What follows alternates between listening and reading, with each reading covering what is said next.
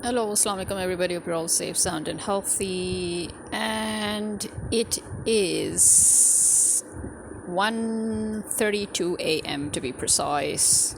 It is the 10th, sorry, the ninth. No, sorry, yes, it's the 10th of September 2025. And here I am. And why am I here? Well, as you know, I'm an insomniac.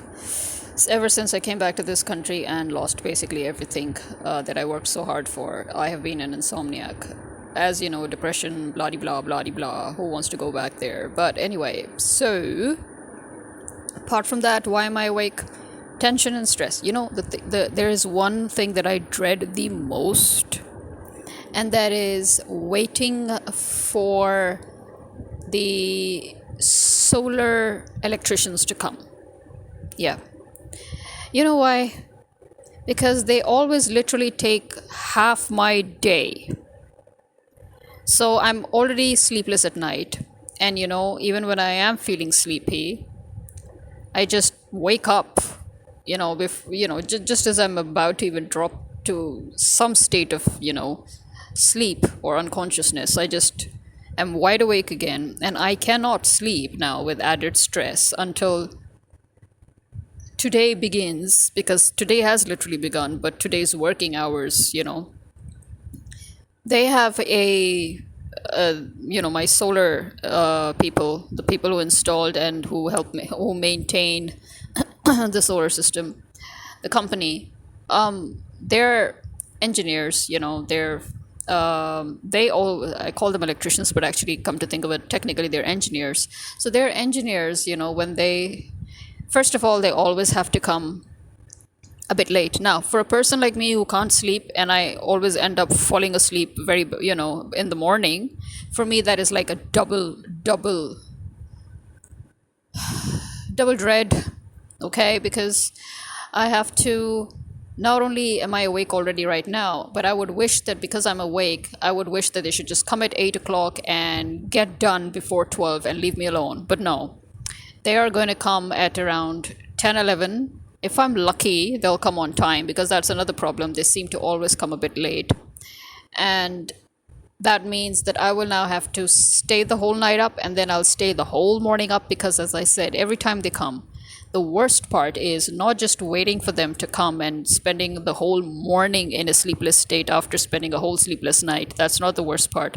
The worst part is that when they come, then there's an added 3 to 4 hours that go nowhere. So that's my whole, to me, that's my whole day. That, to me, that is literally 12 hours of mine straight. That's why I really dread, and that is why when something or the other happens that makes me have to call them, or makes them have to call me and tell me that they have to send somebody to check something out, then you can imagine it really pees me off. I'm always peed off. I always feel as if, parents are supposed to ease their children's burdens, but my parents are just adding to my burdens. They're making the decisions, and I'm taking the responsibility, and that pees me off the most, because I have actually spent my life taking responsibility for people's shit and messes and people's wrong decisions. And I didn't mind it for a time, but that should have meant that when the time came, I should have been allowed to take care of my own shit, live my own life. But no, apparently it's my duty to take care of everybody's shit. So yes, for people like me who spend their whole lives taking care of other people's messes, friends and family alike, and even strangers and acquaintances, there comes a time when, for us, even this small thing is a shit to be dealt with. You understand? So for me, dealing with the solar people is one of those things that I say that this is the shit that my parents have poured on me. As if that wasn't enough, I have to probably deal with 2 different pairs of electricians for 2 different problems tomorrow. Yeah. I'm damned if I'm going to deal with the other electrician. They better deal with him themselves, because seriously, I can only do so much. I'm sick and tired of everything. Yeah. Well, that is how bad it gets. I mean, you can imagine that this, what I'm saying right now here, this should show you the kind of stress levels that I reach just by the mere thought of having to wait and then sit for 3 to 4 more hours for the solar guys to come and do their work, you know. And obviously, you can't tell them hurry up and leave, because you don't want to give them an excuse to say, oh, this thing went bad again because you didn't let us complete our job or you didn't let us do it, So, yeah, so a good 3 to 4 hours of mine get wasted there. Before that, it's a good 10 hours that are wasted because in the morning, as you can see right now, it's 1:37 a.m. and I'll wait till 10 o'clock in the morning like this. I'll be sitting like this waiting for them till 10 o'clock in the morning. And I'm the kind of person, I think I mentioned it before, I'm the kind of person that when I have to get some job done, I can't even eat. Yeah. I can't eat, I can't drink, I can't do anything until that job is done. So 10 hours and then 3 4 more hours, you can count that. 11 12 13 14 hours. So that's 13 14 hours actually. If I'm lucky, it will be 12 hours, but I'm never that lucky. This country was never lucky for me, let's be honest. So, yeah, there's that. And then there's also another thing that came to my mind, and that is that, people are constantly talking about TikTok influences and social media influences, and which is true. Actually, it is true. I've seen it myself, and it pisses me off too. How easily what makes me wonder is, like, are people really herds? Like, seriously, are you literally herds of sheep? Like really, is it that easy? Is it so simple to get so easily influenced? Really, I think I've been giving the benefit of the doubt too much to people. I've been giving I've been, giving people the benefit of the doubt that they actually have some form of intelligence. I've been treating people like intelligent people, even though I know they're stupid. But I mean, seriously, are people really, really so easily influenced for all the wrong things and all, Yeah. But the good thing about countries like ours, in fact, most countries, except for those pretentious-ass countries like the United States and Europe, and I'm sorry, but you are pretentious-ass countries because, and I'll repeat this whole historical fact, the only reason you are developed today is because you went and conquered the developed countries of their times, which were mostly Muslim countries. And then you took away whatever you could from them, from their culture to their constitution to their system. You are literally living on the Sharia system while abusing the Sharia. That is how ignorant the Europeans and the Westerns are. I mean, seriously, that is just how ignorant people are in the West, that they are shitting on the very system that they borrowed and the system that they're using every day. Where do you think you got abortion rights from? Where do you think you got female inheritance rights from? Where do you think you got children's rights from? Where do you think you got the whole caboodle of your legal system? Ever care to go to the Supreme Court? You do know that the justices of the Supreme Court actually take their oath on the Quran and not the Bible. Yeah. If that doesn't tell you anything, I don't know what does. This is something I repeated on and off like for years now. So yeah, here we are. So yeah, the reason I have to repeat it every now and then is because the Palestinian genocide is going on. The Bosnia genocide already happened, and Iraq, if you remember, the Iraq massacre and occupation of Afghanistan, and and now right now, remember how we kept on talking about how Pakistan, or at least I kept on talking for years about how Pakistan is, is basically semi-occupied as it is because it was hijacked from day one. And this MOU that America just signed with our army, in which none of the regional governments or the actual legitimate bureaucracy agreed to. So this is a one-sided thing just between our illegal army chief and the American government, where the American government has signed, and our government and the American government, they've signed an MOU in which they have said that the Americans will now have access to exploit all our rare earth minerals, which are in Baluchistan and KPK. And suddenly, the Telegraph comes up with this article where it says that Balochistan is now like the capital of opium. History here. Let me give you a little bit of history here, once again, to you Western ignorant people. China, that is where the British began their opium trade. That is where they began drug cartelling. The British government were literally drug cartels, the MI6. They killed the Chinese king because he was anti-drugs and he especially detested opium. And he had kept China very clean with great difficulty for a long time, and until the British came. And they exploited the opium and the opium trade, and they killed the king because he kept putting obstacles in their way. And they used that drug money basically to fund all their activities, their intelligence, political, internal establishment activities, which includes going to other countries and stealing their resources, waging wars in other countries, creating conflicts in other countries. The Sudan conflict is in front of you. Syria conflict is in front of you. All these conflicts, all this warmongering that the Americans and the British are able to do. The British are doing it mainly through the Americans, while they pretend to sit back and be the good people. But remember, America is not a free state.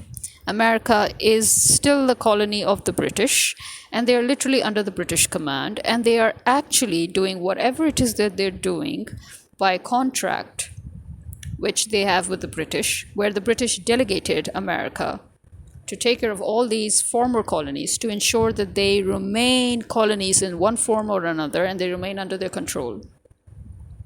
So that is why we're here where we are today. So Balochistan, which has never seen opium ever, suddenly overnight becomes an opium capital, growing hectares and hectares of opium fields. Now, fun fact, whenever you hear about opium fields suddenly cropping up in a place, understand that the Americans have arrived. The problem that the Americans had with the Taliban, the reason why they vilified the Taliban and called them all sorts of names and actually fabricated a lot of narratives against the Taliban in Afghanistan, including the female education thing, by the way. Yeah, that was a lie too, by the way. All of that was because the Taliban, according to Islam, this is the Islamic law.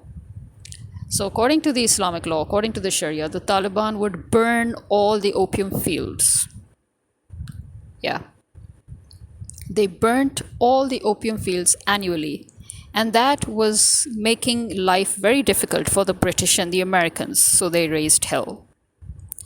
And now that our army, our illegal army, that is originally, our army belongs to the Americans anyway, so now that our army has literally gifted Balochistan to the Americans, so now the Americans, the CIA basically, have begun their opium field, their opium farming. Understand that. Drug trade, international drug cartels, they are all the CIA and the MI6. Well, believe it or not. To be honest, in the beginning, even I found it a bit too far-fetched, until I found more and more evidence through archives and then through history.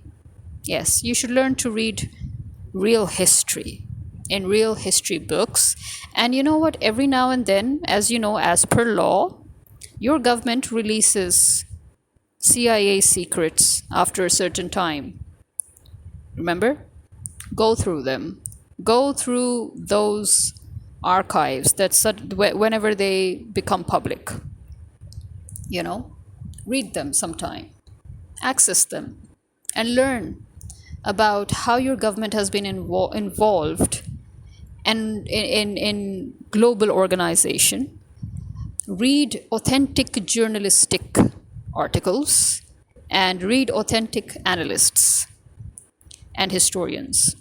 And you will know that even today, there is a reason why the whole world calls America, the organized crime.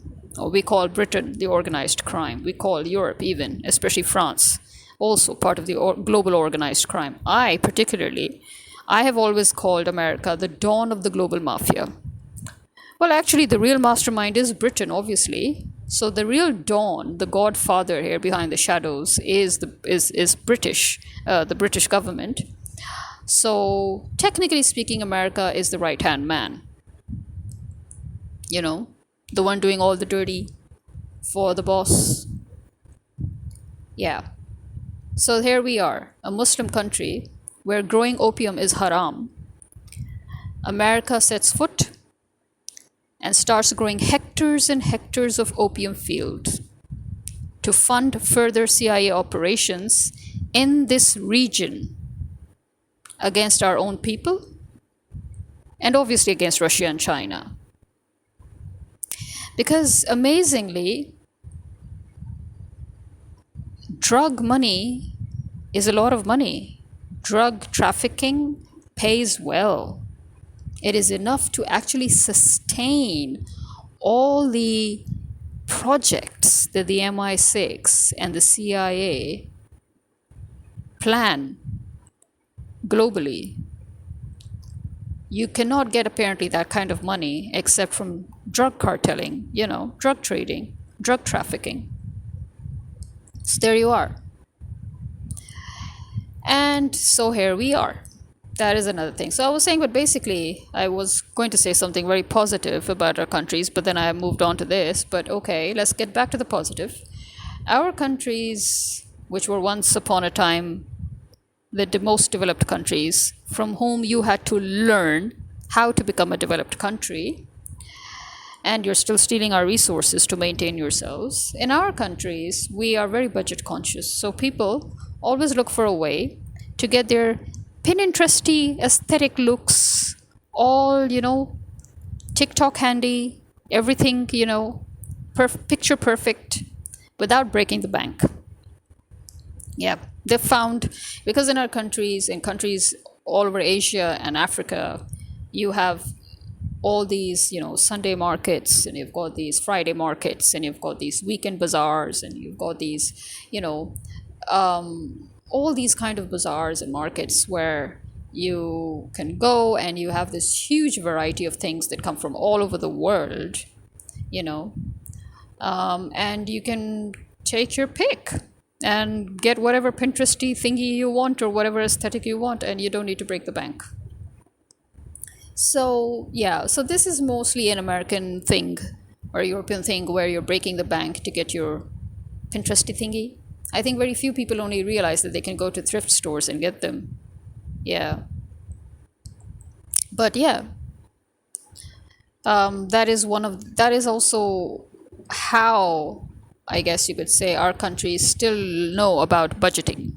Our people, they know about budgeting. But there is one thing that is still universal. This is all over the world.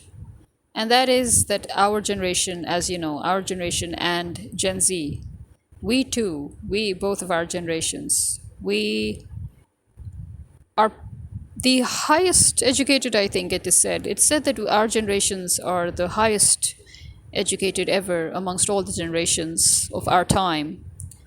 And yet we have the lowest, which is something, as you know, I've talked about many times, but I mean, it is something that is very concerning. The more and more we look at it, every time we talk about it, it gets more and more concerning. As I said, our lives are already effed up. Imagine what Gen Z is going to have. Forget the Gen Z. What is the next generation after that going to have? What are they? I mean, they'll have nothing. We've already been handed out the dystopian world. We're basically there.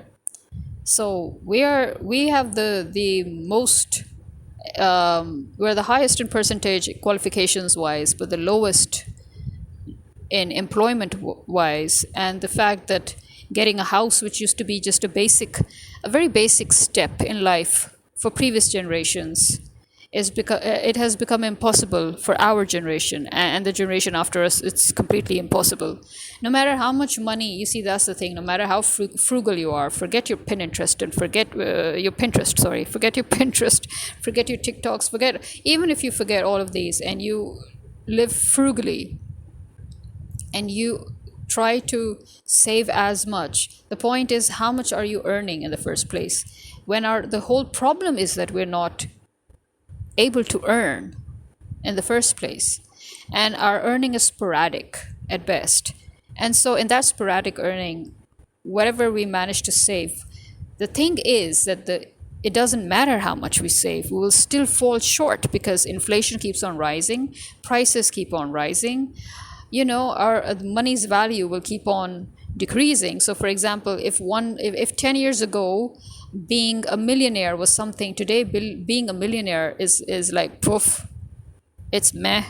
Like seriously, almost everybody's a millionaire now because million doesn't have a value anymore. I mean, the value of a million now is the value of 10,000. What 10,000 was, The value of a billion is now what the value of 500,000 was. I mean, look at the disparity here. Just look at the gap here. It's huge. So it doesn't matter how much we save, we're still never going to be able to get the most basic thing in life that one person, because that thing that is supposed to be our basic step or basic right, has now become something that is now luxurious and commercialized as well. I mean, yay, capitalism. One of the other things that the Western world has infected the whole world with. And countries like ours, where thankfully we're more into buying houses and we don't have leases and all, because lease is not even in Islam, by the way. You don't mortgage or lease a house, you buy a house. Because in Islam, nobody is God here and nobody can own lands here. You own your land and you buy your land, and and nobody has the right to force you to mortgage or lease your land in the way it's done in the Western world. In the long run, it is more of a harm, as you can see, and a loss. So many people became homeless overnight in America, many times, isn't it, during recession, and even now in the economic crisis, and Canada and Europe is the same story. So yeah, that's in Islam. This law stops that from happening. So you acquire your house is yours. But despite that fact, now the problem is the level of commercialization and capitalization is not that as in the West, simply because, as I said, people still prefer to own homes rather than investing in flats or vertical residences, which is basically essentially flats and apartments, But as I said, now it's because of the inflation and the economic crisis and the lack of employment and the lack of value of money, of currency, people are being forced to look for rentals again. So it's the same story. As I said, this is one of the gifts that the Western world has given to the whole world, and that is economic crisis. So because of their constant warmongering, they have disturbed the whole world's economy balance. And so everybody who is part of their warmongering project, or everybody who's roped in, they are also in their corruption mode, basically stealing more and more from the people, and so the people are getting more and more financially displaced. And so, as I said, my generation, for example, cannot afford a house. It's difficult for my generation to even rent a house. So that's what is coming to. So these are some of the similarities that we share with the self-proclaimed first world countries, developed countries. Yeah. But yeah, these are still, I guess, the only thing that's saving us, is I've talked about this years ago, is one of the main things that have saved us from total collapse is the fact that we have real money in our banks and we have real money We're not into plastic money, no matter how much they try. We do use plastic money, but we use real money more than plastic money. There are still so many places in our countries where you go and they will not accept your plastic money. They will want hard cash. And that is actually what saves your economy when you have real money versus virtual money. The reason why the Western countries collapse very badly, like they collapsed during Corona. Remember, we didn't collapse. We could afford smart lockdown. The Western world went into total lockdown and then they completely collapsed. Before that, 2 to 3 times when there were recessions, the Western country collapsed. The Western world collapsed. That is again because of this, because the money isn't really there. Your money is first of all virtual. Your homes are leases and mortgages. Your bank money is virtual. Your whole credit is basically you being in debt, and much as the system, that's one of the best things about being a country like ours, is that we believe in hard cold cash. Even our corrupt government, especially our corrupt system, they also believe in hard cold cash. Otherwise, what are they going to steal? They can't steal virtual money now, can they? Although actually the West has shown that one of the major reasons of recession is that you actually steal real money and you laden the whole system with virtual money. Yeah, but fortunately for us, our countries cannot do that, because as I said, hard cold cash is rampant. It's still always in use and it's always in hand. They could not completely eliminate it, which is why they couldn't steal all that cash and leave everybody with just virtual money, which is what the Western banks did. I'm putting it in a very simplistic way, but I hope you're just getting the gist here. Because I've talked about this a long time ago, I don't want to go deeper into it again. Yeah, so,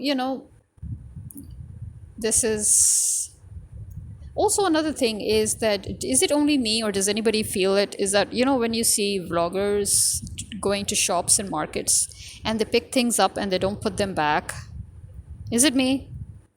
Or even not just vloggers, even real people, when they pick something up and they don't put it back, they pick something up and because listen, there is a reason why shops organize their stuff, right? Is so that you can easily find it. That's how you find it, so that you can pick it.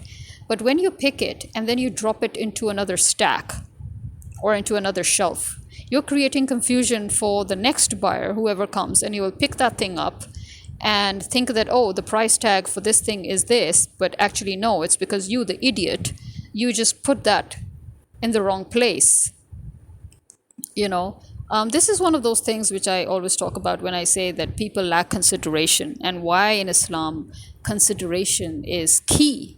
As you can see, such a small thing, such a very small thing, that you people think, oh, what's the big deal? What's the big deal? Who cares? They can always fix it back. They can use their eyes. They can read, But if it happens to you, then you're the first people screaming blue murder. Have you noticed that?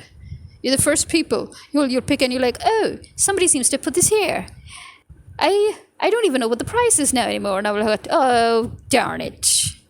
So who's going around making a fuss about things that you pick up from the wrong shelf and you don't even know what the price is, Yeah.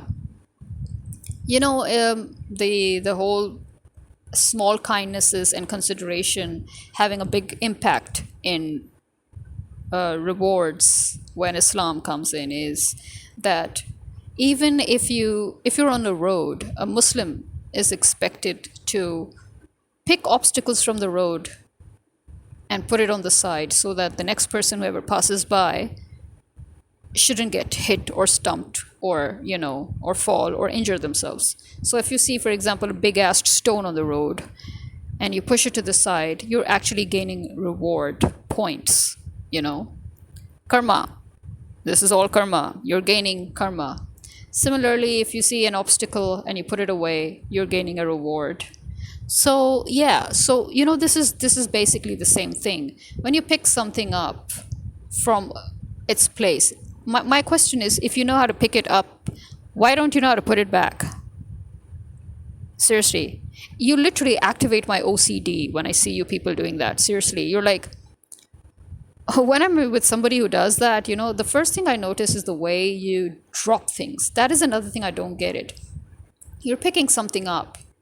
But when you're putting it back, you're not even placing it back. Even if you're placing it back in the wrong place, no, no, no. You're literally like flipping it back as if you're throwing it back. To me, that, I don't know why, but to me, it comes across as very rude. Okay? I feel like you're just, as you know, body language, gestures, they say everything. It feels as if you're being dismissive.